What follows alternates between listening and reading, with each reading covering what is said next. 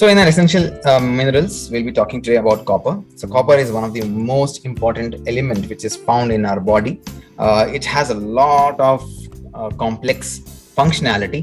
One such functionality which we have noted is with megaloblastic anemia. So copper deficient food can lead to megaloblastic anemia, and re-entering of copper elements into the system in the form of diet and supplementation can reduce megaloblastic anemia on a larger extent.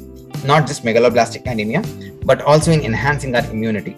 So you must have remember in olden days we used to drink water which was stored in copper vessel and stored overnight, and we used to drink that water. There's some kind of a charging effect used to happen to the water. It was not about charging, it's just that the electrons were able to be managed in such a way that the copper elements can get into the system, can repair the injured tissue, can reduce the free radicals in the body, and thus promoting healing. So it was a very scientific way of making your body a complete or a neutral way of handling your internal chemistry as it balances out the radicals which are harmful for the system.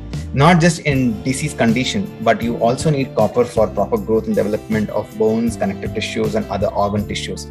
So copper has a wide range of enzymatic reactions and protein synthesis. So when we talk about it, we need to understand where exactly we're getting this copper from. So majority of your food sources do contain copper, and we get at least 1.3 mg of copper every day in our food. So if you eat these above or below sources of food. So what happens when you eat is, first thing is, this gets digested in your intestine. Once it's absorbed in the intestine, it's transported to the liver, and then it is distributed and stored to making sure that you have sufficient supply of copper in your body. One such, as I was talking about, is copper is having a highly oxidative presence in the body. So it has either electrons to be pushed out of its external shell to balance it at the external situations like that of free radicals, or it can absorb to make sure that it stabilizes itself. Enzymatic role we can see in role of balancing out the iron in the body. So there are a lot of free ions of iron which is circulating in the blood. So copper is required to balance it out. So once this balances up, the iron stays in the body for long, and thus you have good iron for the production of red blood cells. So that is the reason why anemia is one such probably the factor where copper supplementation can help in reducing the dependency of external iron supplements. So one such deficiency can happen if you are not consuming enough, as it's highly reactive. Vitamin C and zinc and molybdenum and other elements try to take up this copper just to make sure that they are staying in the body.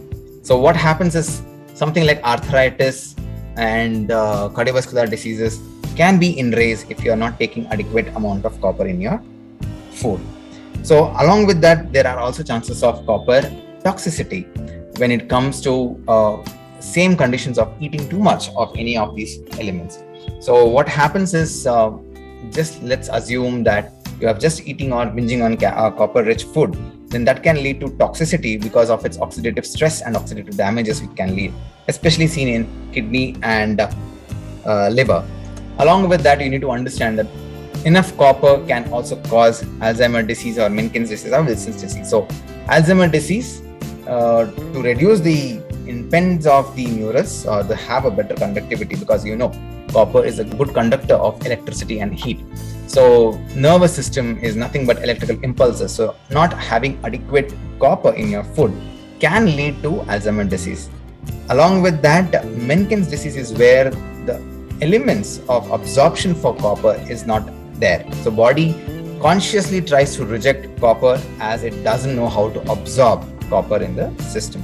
Then we have Wilson's disease, where excess of copper can lead to deposition of these copper elements or copper metals in the eyes or the lens of your eyes. So you have a broad range of disorders ranging from deficiency to not able to absorb to highly absorbed and leading to toxicity. But you need to also remember that for any of the problem, the first thing is you require an adequate amount of copper in your food. So kidney disease, pancreatic diseases, and intestinal diseases. If you really have a problem, you need to think about elements also, because it's all in this element, that is copper, which helps in better absorption. So think about it, how exactly you need copper. If you have any doubts, you can always write down to me at dradityahandle@gmail.com. So looking on for their next presentation on iron. Stick around to listen more about iron and interesting facts about iron.